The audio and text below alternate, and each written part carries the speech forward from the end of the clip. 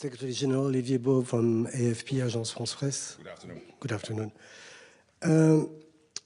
After what you said and after reading the statement issued by NATO today, does that mean that NATO is going now to shoot any manned or unmanned Russian aircraft which violates the alliance airspace? Will it be enough to deter Russia? I mean, the statement you just made, do you think it will be enough to deter Russia after this pattern we all see after 3 incidents? Well, the decisions on whether to engage in intruding aircraft, such as firing upon them, are of course taken in real time, are always based on available intelligence regarding the threat posed by the aircraft, including questions we have to answer like intent, armament, and potential risk to Allied forces, civilians or infrastructure. And as I said, SACEUR, our Supreme Allied Commander, has the overall prerogative and responsibility and also all the possibilities.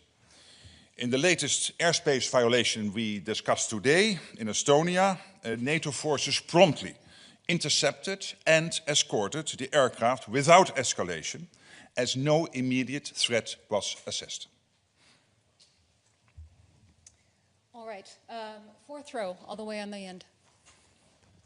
Thank you. Mr. Secretary General, you mentioned in your statement pilots can act in case of a potential risk of incursion. So not in case of an incursion, but a potential incursion. What do you mean? What I'm saying is that our military system works like this, that we will always assess the dangers, whether it is a direct threat to our overall defense, our posture, and that we will always act accordingly. But in this case, there was no immediate threat assessed. So what happened is that Swedish, Finnish, and Italian aircraft were active to make sure that these 3 MiGs were moved out of Estonian airspace. We'll come to the center here in the 2nd row. Hello, Joachim Clementi from Estonian Public Broadcasting. My question is, aren't we fundamentally addressing the wrong issue? As you said yourself, in both cases, in Poland and in Estonia, NATO's air defense was effective, everything worked according to plan. So why, in terms of Eastern Century, are we then talking about strengthening our air defense? Isn't the fundamental question about why Russia even dares to, whether intentionally or not, to breach our airspace? Shouldn't we be moving assets to the eastern flank which pose a credible threat to Russia? I mean, we're a defensive alliance, but for deterrence to work, they have to believe that if they cross a line, we will also counterattack. So my question is quite simple, really. Is the alliance prepared to scare the Russians to make these things stop? Of course, but we always have to do that in a way that we assess the situation. And our air defenses did exactly what they are designed to do. Both in the case of Poland with the drones, as in the case of your country, Estonia, with these 3 MiGs. We reacted quickly and decisively.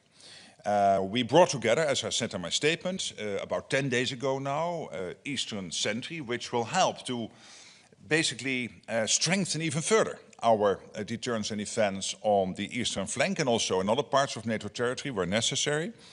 And of course, as we also said in the presser here about 10 days ago, we are constantly learning and adapting our technology and our tactics based on the evolving threat landscape. And that includes drones.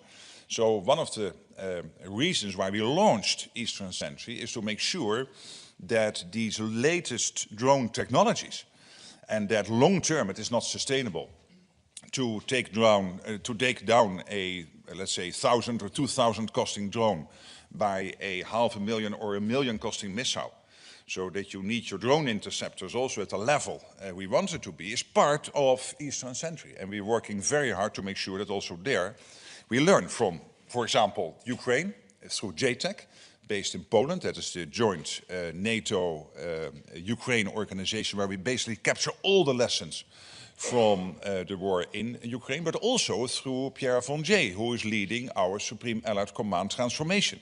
And he works very well together and closely together with our Supreme Allied Commander Europe, General Krinkovic, to make sure that not only do we have the deterrence and defense on the eastern flank, but we also implement as quickly as possible these latest drone technologies.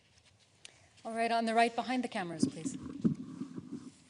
Thank you. Ansgar Hase, German press agency, DPA. Secretary General, I'm here. Hello. How do you assess the influence of previous events, such as the destruction of the Nord Stream pipelines, on NATO's current decision-making? Would it be, in your view, easier to respond more decisively if events like this had not happened? Thank you. I don't understand the question, because when it comes, of course, to the critical undersea infrastructure,